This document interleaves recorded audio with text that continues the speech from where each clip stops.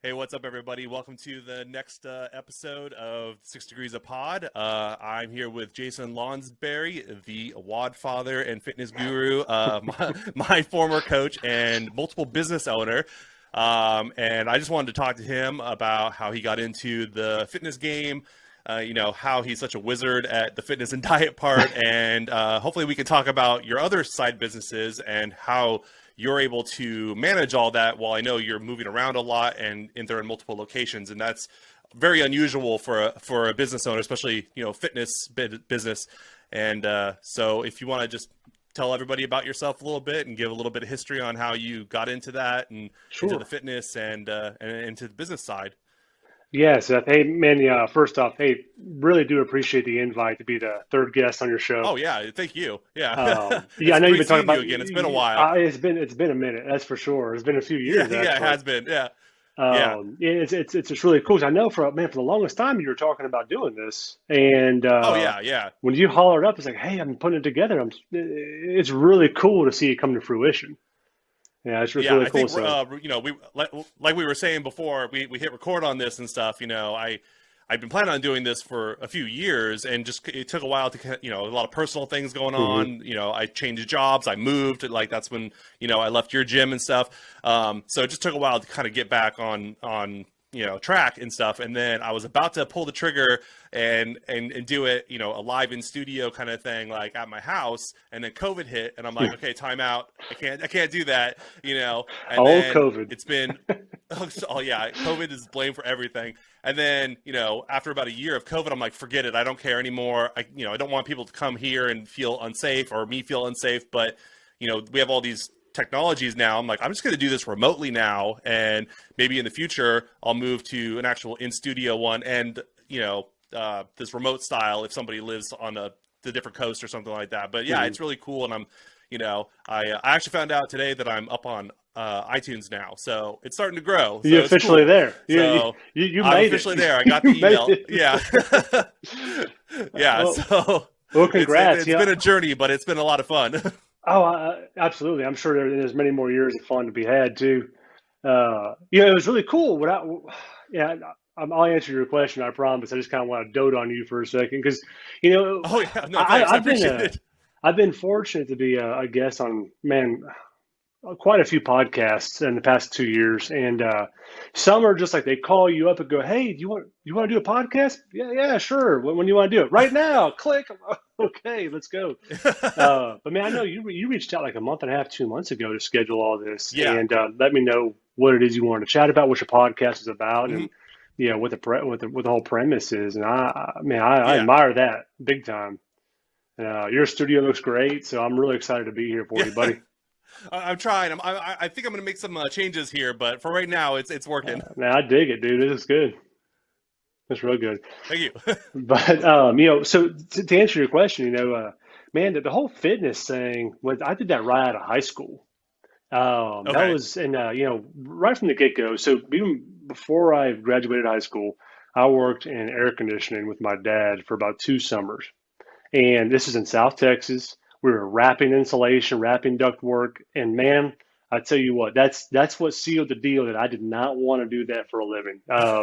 You can make good money, it's hard work, but I can't do it, man. Like I don't want to Yeah. die every day. Yeah. And my hat's off to everybody who does do that work. My brother, he made a full career out of the whole thing. So did my Hmm. dad. But fitness was always my passion. I did martial arts, baseball as a kid, and really kind of stuck to how to make yourself better in all those sports. And then just fitness kind of came into it organically.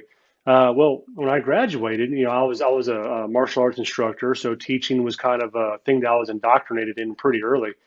And I really love to see people get better. Even at my Hmm. my teenage years, 17, 18 years old, man, if I could just tell somebody one thing to help out their technique in martial arts, or hey, this get that aha moment in fitness where they can make themselves better. To me, that was the payback. So that drove me to get my personal training certification and all that stuff, and back down in Texas. And I put myself the first 2 years of college with it. I was working full time as a trainer and going to school. Man, it turned out Okay. like that put me right into the career spot I wanted to be then. So I just chased the gym dream. I worked out, train people, do nutrition, Uh-huh. and then was very fortunate to be put around a lot of very good influences when it came to management, leadership, business management, business ownership, and man, not too many years after I was working for a gym, I started my own business, personal training, and was just contracting. And then from there, everything started to snowball Uh-huh. beyond subcontracting. But we had some definite roadblocks right out of high school. So I graduated in 2001, 2004. Susie, my wife, and I, we got married, and Uh-huh. man, we've been moving all over the place ever since. So this job was, and this skill set was great to stay flexible to move about. Anywhere we go, people are doing fitness. Anytime you go somewhere, they want better nutrition. So it Hmm. was a really interesting way to get a lot of ground level view of what people are facing with across the country. So, but it's a snowball off from there. So we had personal training, then group personal training. We moved to New Jersey. I jumped right in as a personal trainer out there. Did very well. Ended up leading the team there. Grew the team. I was a personal training director there, and then eventually took over as general manager for that whole facility. Okay. Um, while we were there, I opened up another business. So I was subcontracting, doing just private personal training and whatnot. I was contracting for facilities to run their training programs prior to all this. But when we got there, Okay. I worked for another facility, and it was another reminder to me as far as why I was always more hungry to go and do my own thing, just simply due to the fact Hmm. I have a very bad problem with authority. One and two, if I like to do things my way, and that's the young mid 20-year-old man's thing is I'll do it my Yeah. way, So part of me was it ego? More than likely it was. But the other part was I felt like I knew a better way to do things, and I Okay. try to keep my ego in check.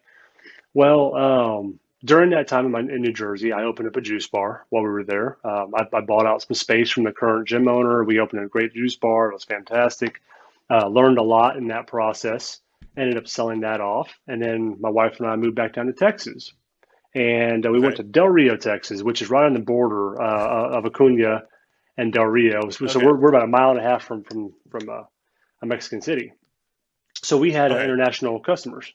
And that was the first CrossFit gym I opened. It was CrossFit Del Rio, and actually, it's still there today. So this was back in Oh, okay, cool. 2010. So it's been there for 11 years now. So 2010, we launched it, and we were there for about a collective 4 years in one spot, which is the longest place my wife and I have been in her whole career, almost 4 years. And then we went to Washington. Shortly after being in Washington, we opened a second CrossFit gym, which is where we met you. Yep, yep. And and so it kind of spawned from there. But every time it wasn't just about opening the businesses; it was another way for us to ingrain in the local communities. Make some. We essentially buy ourselves some friends every time you move around. You don't know the community you're in, so it was always a good social outlet for my wife and I. So Yeah. really pulling the blanket back. We did it so we could get some friends out of it. So we kind of broke through that isolation, but also growing the business was a ton of fun. And then Hmm. selfishly, it was, hey man, loving to see people get better at doing the things they're chasing. So CrossFit and fitness was a thing that I understood well from the physiology and the background I had as a trainer at a young age, and Yeah. it transfers over to any kind of fitness baseline or fitness program people are trying to accomplish. Hmm. So Yeah, that's it's one real thing good. yeah, I was gonna say that's one thing I really noticed, like when you opened up that gym and stuff. If people were having problems in a particular area or like some nagging pain, I call you a guru because you would just take them to the side and go, okay, try this instead, and this, for 4 to 6 weeks or something, and then let's try it again. And people would just have these, exponential improvements in either their skill set or that particular weakness or something. And Mhm. I hadn't really seen that before because a lot of times people, they're throwing out generic programs, and you seem to be very aware of how to tailor it for everybody, but also kind of pull people to the side and tell them, well, for you, let's not do this. Let's, tailor this to you so you can get to that level or beyond. Mhm. And before you showed up, I'd already been there for maybe like a year, and knew some of those people. And all of a sudden, I was just seeing this meteoric rise of some people's skill sets, when you started doing that for them and stuff. And I thought that that was just really cool. And that's why I call you a guru and stuff, is because I know you helped me and you helped a bunch of other people. All these things that we wanted to be able to do, where we're like, oh, and that's never going to happen, or that's going to take like a year or two. And you're like, no, you just need to work on this little piece you're missing, and then it's like, oh, I got it, So is that just because of your background with the knowing the physiology and biology, because of your certifications in as a certified trainer? Because you Um, seem to be way more knowledgeable than the majority of people that we would that people talk to. I'll be honest. I think definitely a lot of it is that. I mean, the technical skill set you need to have to be able to kind of, like hey man, something's wrong with my engine in my car. Well, what's wrong? I don't know. It's making a noise. It's a generic Yeah, thing, but is it a ticking noise? Is it a grinding noise? An auto mechanic might ask you those things.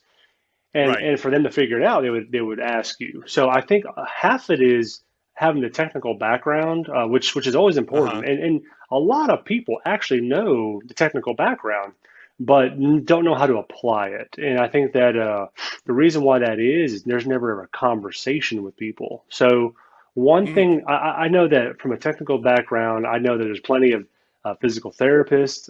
There's plenty of occupational therapists, my sister included, who would probably question my methods. But the as far as me getting an individual, that always came down to a conversation and one understanding. Well, is this really what you want to do? And so sometimes we chase certain things because that's what we think we should be doing. Right. Two, trying to really understand the approach that person's trying to take, their work ethic. Um, Hmm. so it's a combination of knowing your technical um, information, intelligence, if you will, and then combining that with an emotional, where you have a conversation with people and understand where they're trying to go and understand truly what could be helping causing some of the problems. What are some of the symptoms from some of the verbals they give you, and I think that a combination of those two things is a huge advantage. And I can go here all day about talking, and like we could talk all night and all day. And that's where, Oh for, yeah. for me, it's like I always just want to ask more and more questions to see how people are doing. And the more people talk, the more you learn. So, if you take your car into an auto mechanic and, man, I got a weird noise. Was it a ticking? Is it a grinding? No, it's kind of a thumping Right. noise. When I hit bumps, I hear this clicking. Oh, okay, it's your suspension. They could probably kind Right. of Right. figure that out. And that's what I think what probably I would do is I was very comfortable and still am asking sometimes personal questions like, hey man, like, what do you feel any weird tingling down the inside of your leg? I'm not going to Yeah. touch it, but Yeah. do you? Yeah. Not the But good more tingling. information's good, Yeah, yeah, Yeah. yeah. So, every once in a while, you got to really kind of dig in and keep asking, what about this and what about that? And then you might have an Yeah. understanding of the cause and effect.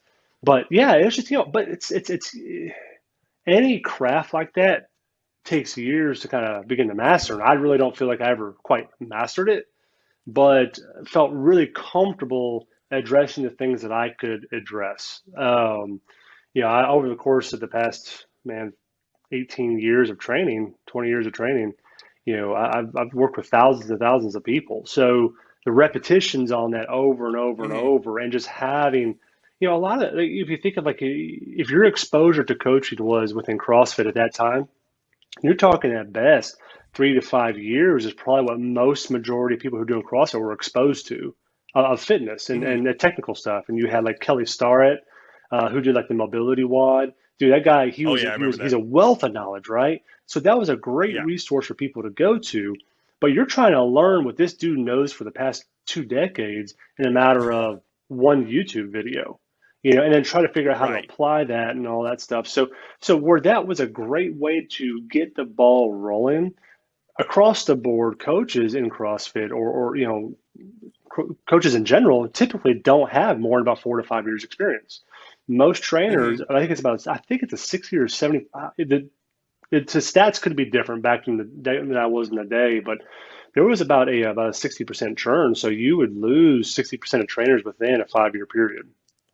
So Oh most wow, trainers wow, don't that's a big stick beyond 5 years. Yeah, and rightfully so. Like businesses, for instance, businesses have a 75% attrition. So usually, if you can make a business last beyond 5 years, you beat 75% of businesses that started at the same time as you. wow. Same with trainers. Like it's just a fast attrition. You go in, man, I'm gonna be a trainer. I'm gonna do this, and then it's like, oh wow, it's hard. My clients are failing over and over and over, or Hmm. maybe the coach thinks that's their problem. Maybe it's just the clients. I mean, it could be both ways. I've had plenty of clients in the past who refuse to do as I ask them to, and they don't get Right, right, anywhere, So, but after a while, you right. kind of just have to go. If you're not going to do what I ask you, it's just kind of your problem. Um, Yeah, yeah. there's a bit of reality. That's a reality check that goes along with that. But yeah, it's interesting for sure. But I think having the conversation is probably the most powerful tool any trainer can have. Is just be completely open with their client, uh, understanding what your problems are, understanding what you're trying Hmm. to accomplish, why you're trying to accomplish it, because that has a lot to do with it. Because a lot of times the why will let me know how dedicated you're about to be to this. If it's like, hey, I got this Oh nagging yeah, shoulder pain. Okay, well, what do you typically do in a day? Oh man, I swing a pickaxe all day. Okay, well, maybe before you swing that pickaxe, we need to do X, Y, and Z. Or you're a baseball player. yeah. Or, do you ever start warming up before you start doing Olympic weightlifting? No, I never do. Maybe we should start. You Might want to know? start doing that. Yeah. Yeah. So yeah, it's just funny because like I mean it's just, sometimes the simple fix is just that simple. Hmm. And I know, like on my side, as the client, it was nice to be able to talk to you with the knowledge and stuff because, like you said, you had Kelly Starrett and Mobility Wad, and there's just this wealth of information and YouTube videos and stuff, but it was almost too much. It was, Hmm. paralysis by analysis. Oh You'd have yeah. hundreds and hundreds of videos, and he'd be like, "Oh well, this is if you have, a stuck shoulder, a frozen shoulder," and you're like, "Maybe I have that," and then What's a stuck you get out into the, shoulder? yeah, what's that mean? So you'd be out in left field and you're doing all these like stretches and mobility stuff, and you're like, "I'm not seeing any improvement because that wasn't your issue to begin with." And then, I would talk to you and you're like, oh, well, it's probably, let's try this. And you could kind of modify it, Mhm. and then finally figure out what the problem is because you and I would have a conversation and you're like, no, it doesn't sound like that. It sounds like it might be more this, let's try this instead. And then I would have the mobility wad videos as kind of a reference point. If you're like, do this stretch, and I'm like, oh, I can look that up now that I have an idea. So it was more of like a reference for like the actual stretches or techniques and stuff, but the actual diagnosing the problem, it was always better to just have like a one-on-one with you and kind of go back and forth with like, what are your symptoms? What are you trying to do? What are you trying to accomplish? And you always seem to have like this huge amount of knowledge, but you were able to like pinpoint really well what the issue was. So yeah, that Well, was always really thanks. nice, Well, because thank you. yeah, I'm glad it helped. So if it yeah. helped, then we scored. Oh yeah, definitely, But definitely. to Or be like, truthfully honest, I never knew what I was talking about. It was all an act. It was all BS. hey, it worked. It worked. So, or like the Olympic lifts and stuff. They're so technical. Oh man, yeah. And to have a coach be able to break it down for you and have like another set of eyes on there because you could record yourself all day and look at it and go, I don't understand what I'm doing wrong, and then you have a set of eyes on it that knows what they're doing and has seen it. In your case, with through thousands of clients, go, okay, well, you're jumping too soon, or you're not finishing the Right. extension, and you're like, oh, okay, I see it now. It's just, it's worth it, basically. Like, Hmm. you Absolutely. can't really replace that. Yeah. I tell you what, it's kind of like I always take the analogy of Olympic weightlifting to golf swing. If anybody who tries to golf and you kind of start thinking you figured it out, well, guess what? There's something else going Mm-hmm. wrong that's gonna next day you're screwing it up because it's so technical. Yeah. Every single tiny thing has to happen, and that's why you look at like someone as specific as an Olympic weightlifter. Every single day, same exact drills, same exact way, every day. And Mm-hmm. and and you kind of have to have that repetition if you're going to be that good at that sport. Well, if like how we were doing it, it was, I would say, hit and miss. I mean, if we're in a functional fitness world, CrossFit world, wherever, we're not doing snatches every single day. We're not doing cleans Right. every single day. So hitting every little tiny, tiny nuance really isn't always where you want to focus. It's like the big picture. What are the big Yeah. things that we can control today to keep you safe and keep it moving right, and then start working our way down in the details. Yeah. Yeah. You're looking more for like, do you have a bad base? Like, is your foot placement completely wrong? Like, Hmm. stuff like that, as opposed to, you should have extended for a half a second longer or something, like got up on your toes. Like, when those guys are being so specific, Hmm. I've watched some of those old Olympic videos and the coaches are like looking for the smallest little Hmm. minutia, like move your hands like half an inch out or like, you know what I mean? And Yeah, absolutely. I know for us, we never got to that kind of specificity, but it's like, okay, your feet, you're, you're opening your feet like when you're landing, it's bad base, creating a bad base, or like you're really wobbly when it's over your head. We need to fix Hmm. that, kind of thing. So, but even then, it's great to have somebody with the skill and knowledge to spot that stuff, because you might think it feels okay, and then you look at it and you're like, I don't understand why I keep dropping this every time. And it's like, well, have you ever noticed how far forward your arms are when you catch it? Or like, you're always Right. catching it way behind your head and then it falls behind you, like, Hmm. stuff like that. And you just don't notice it yourself because you're like, well, I thought I was doing it fine, but when you have somebody of your skill level and knowledge, then it's like, okay, I see what you're saying now. Yeah. So, yeah. Yeah. Well, So, it's small little things, that's for sure. oh, yeah, yeah. So, you had the juice bar, and it sounds like you were contracting for, as a personal trainer at like all these different gyms. And Yep. at one point, I think when you were at CrossFit Ingenuity, you also were still managing Del Rio. Is that correct? Yeah, yeah. I ran both of those at Yeah. that time. So Okay. I did have some So, business partners back there who were managing on site. right. So, your wife and yourself, like you said, you move a lot. How are you able to juggle all that? I mean, and it sounds like being a personal trainer is a nice portable skill set for moving jobs and stuff, but you're Sure. still sort of managing these remote locations like Del Rio from the Northwest, Hmm. and then you have a family, you're married. How do you juggle all that? You just juggle it. It's It's funny.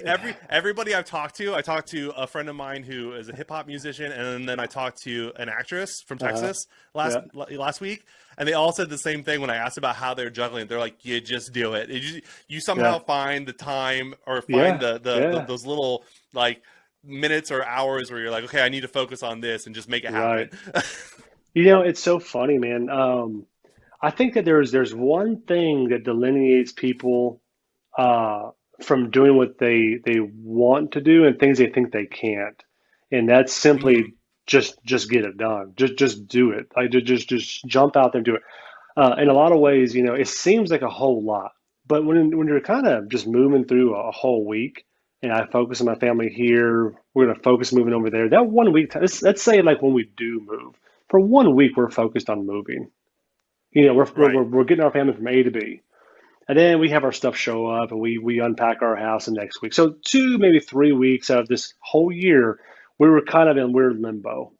But the rest of the year, we Hmm. kind of get back to business as usual.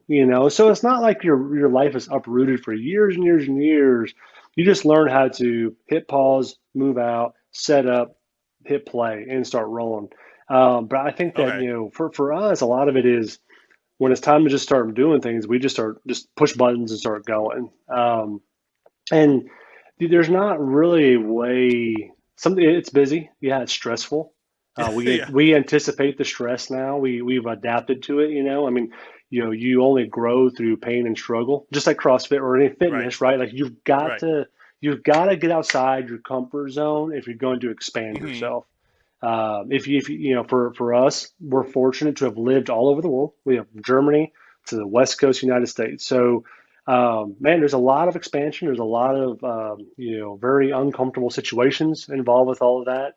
But every time you encounter one, you're just stronger for the next weird one that pops up. And everything in between is pretty easy. Right. So, we've been doing it for, man, almost. this will be 17 years moving around. So Wow. I think we've moved 10 times over that 17 years, 9 or 10, I think, Wow. So PCSs. So quite a bit. so you're looking at like every two Every two years or years. so? Yeah, Like about yeah, yeah. the longest stay was down in Del Rio when I opened CrossFit Del Rio, and that was Hmm. just over 3 years, I believe, which was what felt like an eternity to Okay. us. But yeah, I mean, like Germany was right at 24 months. I mean, we'll be here for about a little longer than that, probably about closer to, man, I remember 26, 27 months, but like, 2 years, 2.5, 3 years tops. But it's Okay. just kind of what we're used to. What I think it'll be hard for us is, when we're not moving anymore and we're like, oh, like we don't have to go anywhere. There's no Right, right. anticipation on the next move. It's just, hey, we get to roll on and stay where we're at. It might be an adjustment Yeah. for us, but I think we'll be ready for that when she's done with her career. But as far as balancing goes, my wife and I had a really funny conversation today. We were talking about balance. I'm still, I've since man, last summer, I no longer own any gyms or any fitness businesses. I've even my nutrition business I had, it was called BTS, Body Training Systems. My one of my friends of mine, out of Fort Leavenworth, we befriended each other.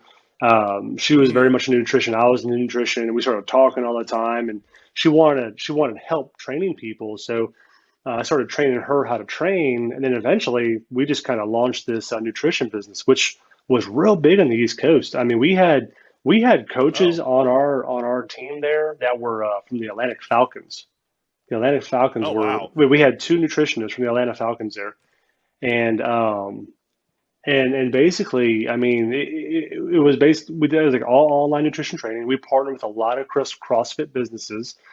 We partnered with Hmm. the LA Fitness, but it took off like a complete business of its own. But there's only so many businesses you can kind of put your attention to. So over the Right. course of the past couple of years, I had to start kind of getting rid of some so I could focus on more future moving items. And that I needed some balance there. I needed to Yeah. create space, some more white space for me to move and focus elsewhere, or things that I was currently more Hmm. either one more interested in, or two spending my time was more valuable spent elsewhere, or I was Right. hindering other areas. Like I could see where my involvement, because of either my lack of attention or lack of time or physical presence, was beginning to become a problem. So it's like, hey, I got to pull Hmm. myself out of there. Knowing when to say no or stop was creates some of that. That's an uncomfortable part for me, is knowing when to say no.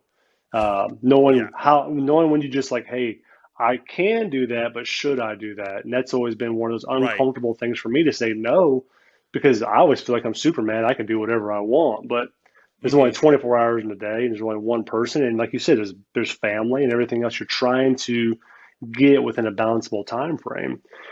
And my wife and I were talking about balance today. Like, does it really even exist? And it's like, well, how do you measure it?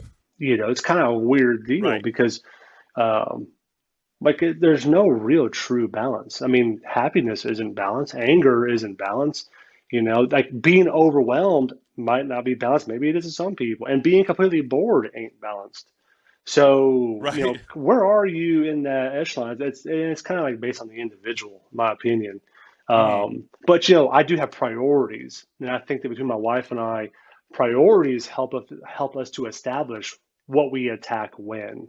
And of course, always number one's family. Like, I mean, I will drop Right. anything Right. Oh anytime if yeah. my family needs that. I'll straight up leave a meeting if I have to go take care of somebody. That's never an issue. But then it's a matter of, where you're at, how much time you're spending doing certain items or hobbies or Hmm. jobs or businesses. Are you spinning your wheels doing the same thing over and over, which is a definition of insanity. So trying to avoid that becoming insane, we try to find ways to prioritize where we're spending that effort and that energy and focus. But Yeah. um, but yeah, the same as the people you've talked to, as far as the moving around goes, it takes time. I mean, after 17 years, you get used to certain items. You thicken your skin up over certain things. You get used to saying bye to Hmm. friends. I mean, we had to say bye to everybody here, and it was some of the closest friends that we've had in a lot of our Right. moves around the world. And leaving Washington the first time was extremely tough. We had Hmm. all a huge, great community here, man. We loved it. We Yeah, so yeah. much to where we got ourselves back here a second time. We my wife did everything she could to get us back, and we're here for a second go. Where she's a squadron commander out of McCord Air Force Base, Hmm. and it's just one of those weird deals where when we're leaving, we're so used to saying bye, it's no longer as Right, emotional. But the people we leave behind, they're not used to that. They're not used to like making friends right. and having to say bye to them. So it sucks because we're like, well, we're sorry we hurt your feelings, man. Aren't you guys sad? Yeah. Well, yeah, we're sad, but we knew it was coming. So Right, right. it's Most just most like, people aren't used to that. Like, right. most people are in one location for a long time, and they've never been on the other side where they're leaving friends and stuff. Like my wife, her dad was in the Navy, Hmm. and they moved a lot, and she said the same thing. She constantly had to be like, "I'm leaving all my friends. I'm leaving all my friends." And it wasn't until she was here where she's like, "This is the longest I've been anywhere." Before that, it was like every year or two they were leaving. Yeah. Like I think one time they were only somewhere for like 9 months or something like that. I think she said it was enough time to get enrolled in school and then get pulled out. And it's like, okay, well, like Yeah. so, you know, uh, some people get used to that, like moving around and being able to detach and stuff. But for the people left behind, it's like, oh, I don't understand why they're just like up and leaving. It's like, well, they kind of have to, and they get used to that, and they still hate it, but they get used to it. Yeah. So It's like yeah, anything else. Sometimes, I mean, what's the difference between that and getting used to uprooting and moving versus someone who's been doing the same job, the past 50 years? It's like you either learn to accept it or you can hate it yeah. all the time and just like make yourself miserable. Hmm. And I do have to give you credit. You built a really great community down at CrossFit Hmm. Ingenuity. Thank you. Like when I moved to take that new job and move to where I'm at now, um, that gym is the one thing I miss from that location and the people there. Me My too, wife and yeah. I didn't really like the town in general. We were like, oh, I'd rather go back home, kind of thing. And we'd already been there for like 5 years. Hmm. And but when I left, I'm like, I don't really miss anything from there except for that gym. I miss that gym. I miss the Yeah, people there. And when I've tried other CrossFit places, I mean, they're great and stuff, but it's not the same. And I hear you. people will be like, well, what do you mean? And it seems friendly enough. I'm like, no, you don't understand. It was different. It was like everybody was supportive of each other. Everybody was like really in like not in like a nosy way, but it's kind of like, how are you doing? Like, do you need any help with anything? Like, They everybody was cared. like Yeah. really, they really cared about each other, Uh, even like to the smallest things, and they were there to cheer each other on. hmm. And I've not found that in any other places yet, so I have to give you credit for like building such a community. And I know a lot of people talk about how CrossFit is supposed, the gyms are supposed to be like that, but yours is the only one I've actually felt that and seen that. Like, and I've tried a couple other ones since I've moved, and I'm like, it's not. I mean, it's good, but it's not. It's not the same, I hear you. No, So thank you. yeah, Thank you so much for that. I appreciate that. The people are just so cool, man. I think we got real lucky with that. But with my yeah, travels, once we left there, man, I hopped on about 4 or 5 other CrossFit gyms along the way, even up in Kaiserslautern in Germany. And I'm with you. uh huh, Like I feel like I click with people pretty well typically, and man, I could never get hmm, involved with any one of those communities. It was always real tough to yeah, kind of yeah, like jive with folks. But I think there was a really cool, just I think that down in Tumwater, it was just a whole interesting, like perfect storm scenario. yep, yeah, Maybe there was one little catalyst of like, hey, let's drive and work out and good technique and good movement, but I right. think the rest was like just like the everything was just good chemistry. It just And kind of happened. mhm. Yeah, Yeah, no, and with I when I've been appreciate at, that. I'm very proud of it. I thought that was one of yeah. those things for us too. It was like, man, it has not been a tight knit group like that since we left. Yeah. Yeah. I mean, when I started before COVID hit, I had started going to an actual CrossFit box again instead of just Hmm. training at home. And I was like, well, it's great. It's nice and stuff, but, it's nice to work out in that group setting again. But Hmm. I kind of wanted to do like competitions again, like, those like scaled competitions and kind of start getting back into that since we'd kind of settled down here now.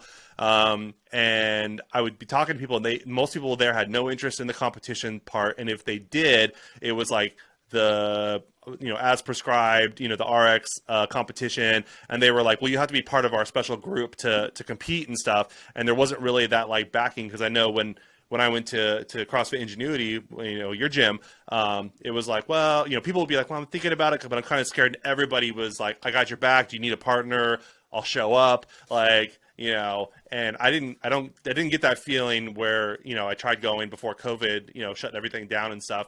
It was just kind of like, well, it's somewhere to go to do a group workout, get a little bit of motivation, but it's missing that. Hey, okay, sorry about that. My computer crashed, so that's gonna be real fun to splice back together. Normally, it's just all one long video, and I don't have to worry about it. But this computer's terrible. I'm gonna have to upgrade. That's hilarious. I was hoping to get away with one more recording before I did that.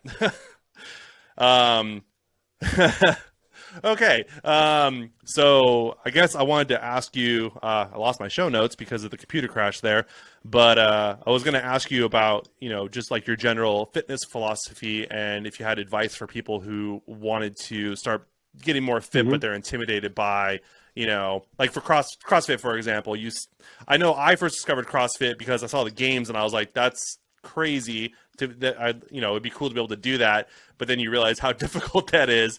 And different people are at different levels. Some people might even be sick or bedbound or something, and how can they start getting more fit, and kind of what your philosophy is for that, as far as like scaling and I think that for training people. The biggest philosophy I would say is, one, find something you're interested in doing.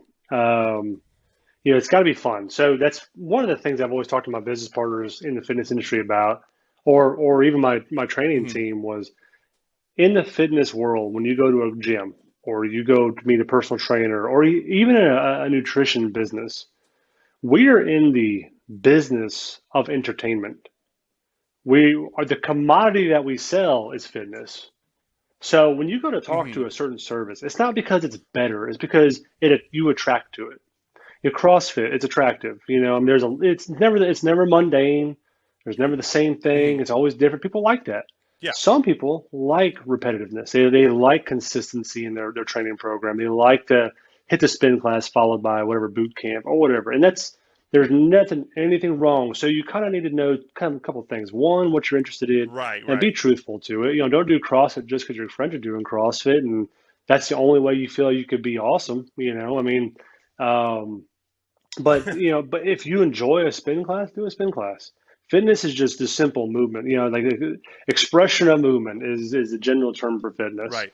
So whatever suits you best. I've got some buddies who never touch weights. They only ride their bikes on the road. They don't spin. They just road race is all they do. Super fit dudes, in their own right. They're specific to riding, which is great. Doesn't interest me. Yeah. I can ride for about 45 minutes with them, and I'm toast. And they'll go for hours, But it's just kind of one of those things where it's just that's not what I want to do. Even these days, to be 100% honest, I don't quote unquote CrossFit right now. I haven't in months. They always talk about one of the things people go into CrossFit right off the bat is, oh, cool, I learned this, so I'm going to go harder next time. I'm going to go harder next time. And harder is better. Faster is better. If I eat less calories, it's better. If I lift more, it's better. And I think the general disease in fitness, as far as a culture is concerned, is that harder and faster is better and less is more. So meaning, if I eat less, I'm going to lose more weight and feel better. And if I work out 10 times harder, I'm going to be better. And that is 100% false. Everyone wants to work out like they're Matt Frazier, or anybody. Brooke Wells, whoever that they aspire to be like. Those people, they train professionally and they are freaks of nature. That their bodies don't break down. No one sees the amount of hours they spend on recovery. That they work out probably 2.5, 3 hours a day, but they're probably in a sauna, massage. Their nutrition is very neatly mapped out. The stuff behind it to allow their bodies to train that much is not seen. Yep. So we can't train 3 hours a day and not expect things to break down unless Right. you're taking that approach, of which case those athletes still see things break down. So more is not better. That's my strong opinion to anybody who's Hmm. out there looking to either one get started or who's currently in a workout program. The most important thing is consistency.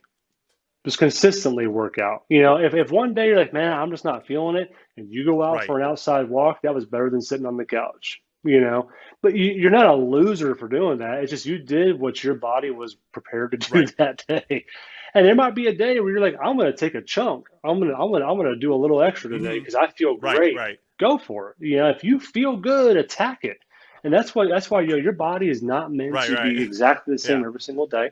If your sleep gets off, your food gets off, your stress levels rise, all those can affect how you train. So don't take it so Hmm. seriously. I'd say, don't take it seriously. More is not better.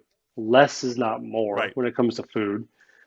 Fuel your body, balance your nutrition. And when I say Right. balance, I don't mean like you have to go paleo or you have to go zone, but you want carbs, fat, protein. Everyone knows that a lot of beer is bad Hmm. for you. Everyone knows that 3 bottles of wine a night is bad for you. Everyone knows that tons of Halloween candy ain't good for you. Like those basic things that we all actually know. People may claim they don't. They know. They want to pretend like it doesn't exist. Those common sense Yeah. Yeah. things that we all know, just Right. adhere to those and you will be a lot better tomorrow than you were today. The other thing is this is man, when it comes to fitness, is be consistent, find something you love to do that's fun. um, but really taking care of yourself. Hmm. What I've always found is people who have had a very regimented training program, even a very tough or a high intensity focused program, whether it's weight training, Olympic or CrossFit. Um, Man, you can't push sleep aside. Um, Even if you're okay, like for me, I've even in high school, I slept probably Right. about 6 hours. I'd wake up at 5 a.m. I'd work out. It's just my kind of rhythm, you know. But man, when I focus on getting more Hmm. quality sleep, I always perform better. Um, I might still wake up at the 5 hour mark, but making yourself try to stay rested for a Right. good Right. 6 or 7 hour period is critical, even if you're trying to just lose weight. You would think, oh, Yeah. I'm sleeping more, so it's gonna make me lose weight, and it will because one, you reduce all your stress hormones. You get your hormones balanced out, nice and easy. You want to recoup your joints, you want to recoup your Hmm. muscles, so you can go and attack it again the next day. So sleep good, stay consistent. You Yeah. know, Yeah. um, do what you love, do what you like to do, do what's fun. Um, Pain is one of those funny things. They talk about Right. like Right. intensity, right? You want to be uncomfortable when you're working out. If you're just, la di da every single day, that's about as good as you'll get. But if you're trying to push a Hmm. performance level to exceed, you have to stress your body just a little bit.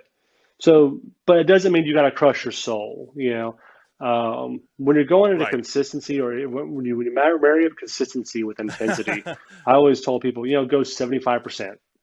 If you go at least 75% of what you think you can do, you're going to make Right. gains. If you go 120%, you're probably going to hurt yourself. Right. Well, and you don't want to wake up every day so No, sore that you can't do anything the next day or for 3 days afterwards. You're never going to get anywhere like that. I mean, every hmm now and then you might feel that like, oh, I'm so sore, but that shouldn't be the right. standard. Because a lot of people are like, No, it's not. I if I'm mean, not you're sore, I breaking that. didn't do When you're anything. sore, That's you're just breaking not down true, right? soft Like, tissue. you know, Now, what happens is if you're yeah, sore over and over and over and over again, that begins to bleed right. off to connective tissue, tendons, and ligaments, and those suckers take a long time to repair. So if anybody gets on and all of a sudden they Hmm. tweak something in their knee, well, guess what? You just set yourself Right. back 6 weeks of activity in that portion of your body because you're going to have to mend it, you're going to have to Hmm. recover it, and you're probably 4 to 6 weeks out from fully using it again. And mhm. Yeah. Is that like when people get Yeah, yeah, tendonitis and then they're not like hurt, but they're like, I can't do anything with this tendonitis, and it And so takes slow, like weeks sometimes and too. I weeks mean, like you go for a to week and like, heal. oh, my Yeah, elbow hurts. I got some kind of yeah, tendonitis, whatever the case is. Well, it's probably that week's probably a good time to focus hmm on running or focus on something else. I'm gonna miss my lifts this week. That it ain't gonna do you any good if your right. elbow's messed up. So let that recover. Focus on something hmm else. So if you focus on recovery, that part of your body, and do something Okay, else. so Hmm. so it's like it's kind of goes back to the whole like reading your Right. body, to make sure like you want to be consistent, but be aware of when you're going too hard, Hmm. or go ahead and skip out on that walk or something. Like full confession, I was supposed to lift weights yesterday around lunchtime, and it got to be Yeah. lunchtime, and I'm like, I'm taking Yeah. a nap. I need that more than I need to work out, and I was fine with that. So and Nah. everybody thinks that they should just be going hard all the time, and that's just not the case. You want longevity, right? You don't want Chasing to the be old a dream when you were broken 20 years former old. athlete. When you're older, you want to be, yeah, Oh right. yeah, You yeah. want to be Well, that's the thing too. healthy As you get and older, I mean, long like lasting over time, once you cross right? into your 30s, I'm not saying Yeah, things begin to break down, but you need to be more mindful about your body because, I mean, we're just tissue. We're just bone and tissue is all we are, and right. they have a life expectancy. Even if you have like perfect nutrition, perfect everything, it is aging. And the hmm mindset to me is if you've got pain, your body's telling you Yeah. something. You need to focus on it. And pushing through that type of pain is just dumb. Um, hmm if you're like, oh, my knee, oh, God, like you're doing a CrossFit workout, I've got to get four Yeah. more reps, dude. It's not worth the next 6 weeks. You can't do anything. I promise you that. But good old ego, man. That ego will Right. always get you Right. to, Right. to, to Right. step over that little pain signal. Absolutely. Yeah. God, Yeah. all, Well, all yeah. You're ego always on your chasing shoulders the sitting there like what chirping in could have your been, ear. yeah. Man, every time. It's like one more, just one more. So I actually wanted to talk to you too about the other business you have, and I only became aware of it like maybe a few months ago when I Yeah, started yeah. seeing some So Facebook posts about it. But it's the Apex Ammunition, right? that's correct. Yeah. Yeah. And are you the So that CEO? company, Is that so correct? two buddies of mine, we were on a duck hunt, Yeah. and this is back in 2017. So I had left here. We were in Kansas about a year and a hmm half after we had left Washington the first time. My wife was stationed up here.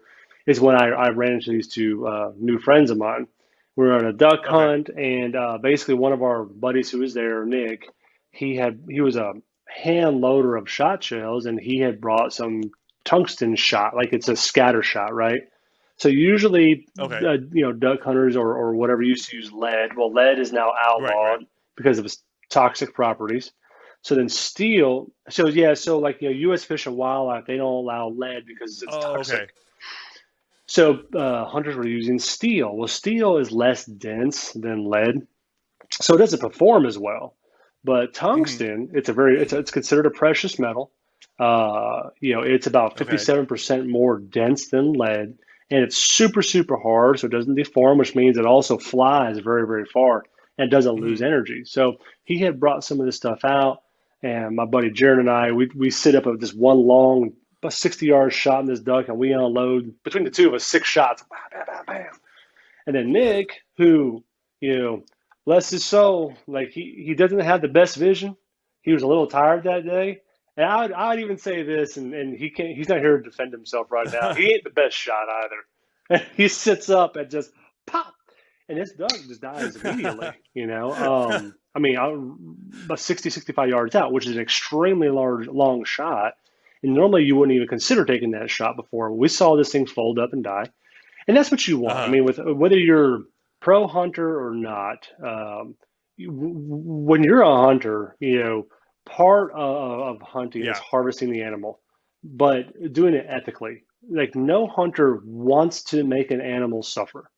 We're there to harvest. We're Yeah. there to collect the meat on it, collect the experiences and Yeah. timeliness of the actual heritage behind the hunt. But we're not there to make the animals suffer. That's one of those things you would probably see with steel, which is why Right. you wouldn't take that shot. When he shot that thing and it died so fast, we were like, wait a second, what's going on?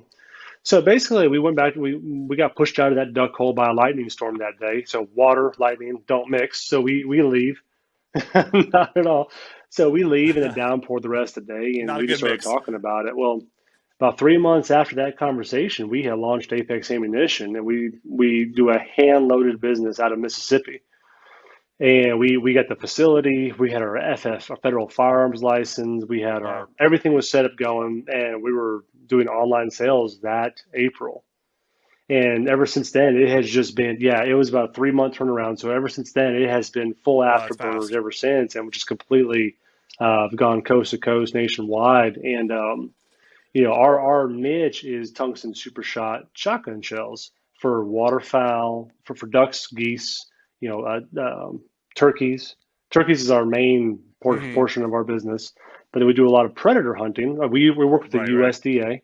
The USDA, there's a down in the south. There's a major hog and javelina pandemic, if you will, or epidemic.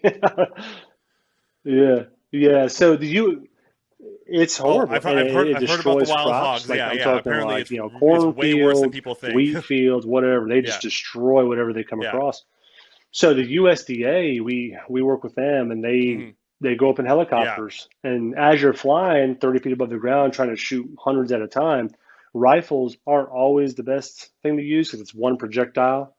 So now they can move out of a helicopter while they're hovering Uh and huh. strafing and whatnot. Right, right. They could just boom boom boom start taking them out, and they take them out quickly, effectively. And same thing, even though they're a nuisance animal, you're not trying to make them suffer. The idea is to just end it quickly and be done with it. Um, Right. mhm, Yeah, that's the rule I've always heard with yeah, hunting and stuff too. Every hunter I've talked to no, is like, I want it yeah, to be as fast as you possible. want them The to go animal shouldn't even peacefully. know what happened. Like, And that's kind of one of those things. yeah. Even with nuisance animals that cause a ruckus, there's no point. They're just doing what they do. But they're in the wrong areas. You got to take care Hmm. of them. And Yeah, yeah. these products that we make, the shells that we make, they do that. It gives the shooter optimal advantage, maximal confidence in when they shoot, and then Hmm. and ethically kills, or harvest whatever animal you're shooting for. So that's been real big for us. But it's out of Columbus right now. There's myself. I am the CEO. There's my co-owner Jared Lewis. He's our COO, and then our director of marketing Nick. He's on the East Uh-huh. Coast now. When we all met, all three of our wives are all pilots. So Susie flies C-17. My wife flies C-17s. Nick's wife, she flies F-16s on Oh, the East Coast, yeah. and then Jared's wife, she flies spy planes. So Wow. none of us country boys do that. We just Wow. shoot stuff. Wow. Yeah, we grew this company, and it's been fantastic. So we talked about balance a little while ago. Having to sell off and offload these other businesses because Apex has become a huge company. It's doing very well. We're very Yeah. fortunate. We've made some very good, smart decisions early on, and the rest is kind of luck. I mean, we worked very, very hard on it, and we have a very strong team of employees. We got Hmm. about 15 full-time guys that work on our loading facility. Plus, we have infrastructure outside of that, and we're headquartered out of Columbus, Mississippi. Okay. But since all the military, all three of us, Jared was a Mississippi Guard. He decommissioned last spring, and my third partner Nick, he's still active duty Air Force. He's over on the East Coast. He's an engineer for the Air Force. Hmm. So he builds Oh, okay. bases like runways and stuff. He builds all the runways and bases. So he's on the team that does that. And Oh, but we're okay. already geographically separated, still running this company located out of Columbus. But to create the balance, we had to offload all the fitness stuff. So this is the first time in Hmm. the past 20 years I have owned a fitness-based business. Right. I feel naked. I feel naked. Wow. Yeah. Well, you don't want to. I mean, I've heard. Mhm.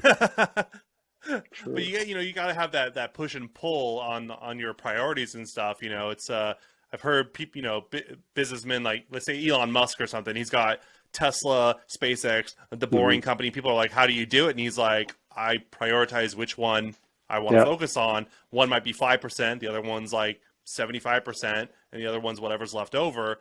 It sounds like that's what you're doing Right. with the fitness businesses plus the Apex, you had to pull back on the Yeah, fitness yeah, stuff and focus it was a on bigger the beast, Apex, you which know, seems like and it's it's really one of starting to those take things off. where So that's really this is a cool. long-reaching Yeah. item. It affects. We have a lot of people that Yeah. work for us now who they feed their families with a paycheck. It's a fully benefited Hmm. employmentship.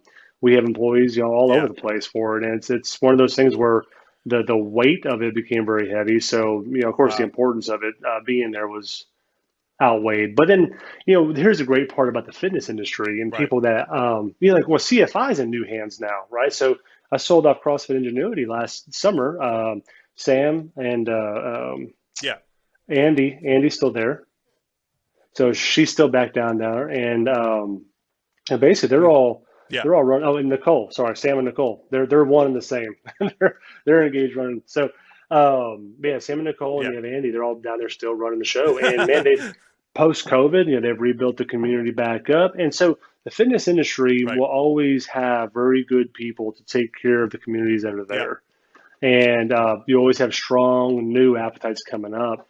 And with something Uh-huh. with what we're doing right with the Apex side of things, it's such a nichey thing, when you're, uh, for lack of a better word, an ammunition arms dealer. Hmm. It's such a weird and unique business and opportunity to be in. It takes a lot of time and focus.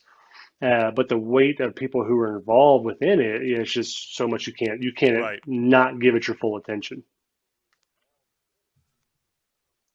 Thank you. Right. Right. Right. I That's really cool. don't know. So when Man, when I should I tell you expect you what, on Shark like, Tank? yeah, we're not looking for those cats, man. They're gonna take us for everything we're worth, or whatever the case is.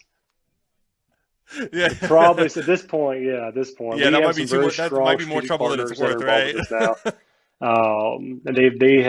And they came on about 2 years ago, and they have been a huge. Basically, our conversation with them was, "Hey guys, look, we don't need money. We need a big hammer. You give us the tools, and we'll make it work." And that's what they just said. Cool, whatever you need, here you go. And they gave us every Right. tool that we asked for, and they still do. And man, That's cool. with that, we're able to move mountains. So it's been great. We're very fortunate for it, and I'm extremely proud of that. With the kind of emotional detachment away from the fitness industry. It's been part of my life for, man, over half my lifetime. Um, but to do Right. this and go forward, and then let my kids Yeah. kind of Yeah. see what it's like to kind of chase what you want to do. And hey, man, fitness has always been my passion. It still is. I mean, I got my full out gym in my garage. I hit twice a day, but that'll never go away. If someone wants to Right. throw down a workout, I'll work out with you. Let's Yeah. go. But this is a new challenge, a new set of things that Yeah. make me uncomfortable in certain areas. You got to learn. You got to expose yourself to things that you don't know, and Hmm. and answer for Yep. things that are uncomfortable sometimes. And so selfishly, just a self growth out of that. But to be Yeah. honest with you, it's just one of those things where between myself, my partners, we have the skill sets to really flip this industry on its head. So we've done that so far. Hmm. That's Mhm. really cool. Yeah. Yeah. I've been kind of watching it, like as you're posting and stuff, and it kind of came as like, oh, what's going on here? Because you're right. It just kind of overnight, I'm like, wait, what? What is this? And and then I'm just seeing more and Mhm. more of it, and I'm like, oh, okay. So he's running another business. That's really cool. So do you think that this is kind of like the current chapter, like the future chapter of your career? Like, do you think fitness is just going to kind of be a personal passion and maybe like a side thing maybe, and then this is like Yeah, yeah. the I mean, future now this for at this least for thing the has time opened up so being, the many next avenues. chapter, We're like the we're focus. looking at multiple Yeah. companies under our holding company right now involved with this. From marketing, media, we have a podcast, that we're running Wow, out of that's on the cool. East Coast now. Media team. Yeah. Yeah, there's a lot more we have planned right now under the brand that Mm. we've currently launched.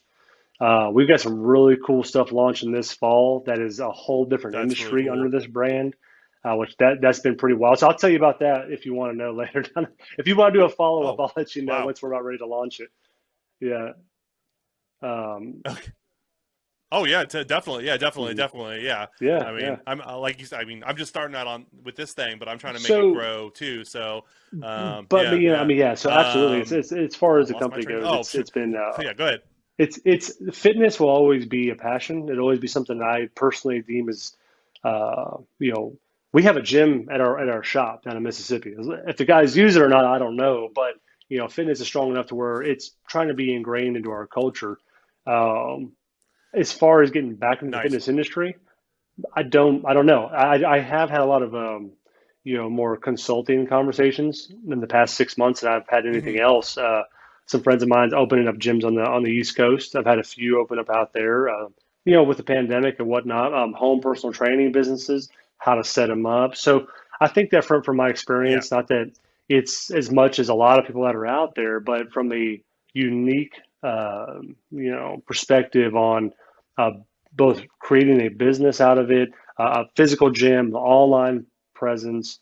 There's a lot to offer for that, and Hmm. it's nothing that I care to really charge a consulting fee or do any of that. I do it because it allows me to kind of keep my brain lubricated with the fitness industry, Right. and kind of lets me keep my hands in it, and still like again, fitness for me was Yeah. always so Trying to selfish. keep It was current. I Yeah. love to see people get better, and if I could take any kind of business knowledge and help someone out with that, then that's the best Right. payment I can get to watch them grow. It's just a really cool feeling to go, man, cool. They Right. liked what I told them and they used it and it worked for them. And sometimes my advice doesn't always work either, but that's probably where I'll probably maintain my level of involvement in the fitness industry going forward. Yeah. Not to close the book, just to kind of, you know, hey, I'll pass on Cool. whatever I learned to you anytime you want to know. Right. Yeah, thanks. Right. Right. That's cool. So you know, I want to be aware of your time and stuff, but I was wondering if there's any like, do you want to give any shout outs? That's usually what I have people do. Like, you know, I know this Apex ammunition, but is there anything else you want Man, to make you people know, aware of that you'd like them to check ApexMunition.com is out? our website. And it really tells a lot about our story out there, even more so than just buying shells. We're, you know, a lot of it's Okay. we talked about fitness, right? Fitness is, you know, we're in the entertainment business there. And fitness was a commodity that we sell. Hmm. For Apex, you know, experience is our business, and tungsten shells is the commodity that we sell. So we try to really come up with really cool content, engaging stuff that either one inspires. We were very heavily Right. involved in, you know, conservation efforts. We help out a ton with like a lot of federal conservation act. That's cool. Robert Peterson Act. It's basically everything that every 11% of everything that we sell goes. It's an excise tax. It goes to conservation fund. Essentially, is what it is. But yeah, so every time we sell a single shell, Oh, 11% that's cool. goes to a That's really federal cool. fund made for wildlife conservation.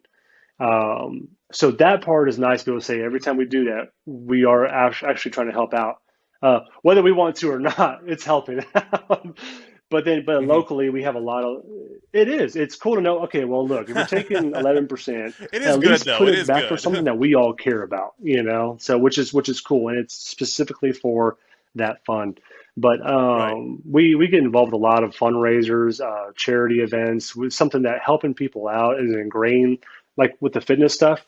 That's ingrained in our culture at Apex. Every one of the owners, every one of the employees, whenever we have someone Yeah. in the community down by us who's having struggles or help, we try to do giveaways and raffles and stuff to help out with that. And that's always been a thing that I'd be probably more proud of about our company than anything is how much we involve in those things. It's good to be able to give back to your communities. Um, but yeah, it's definitely pretty wild for sure. Hmm.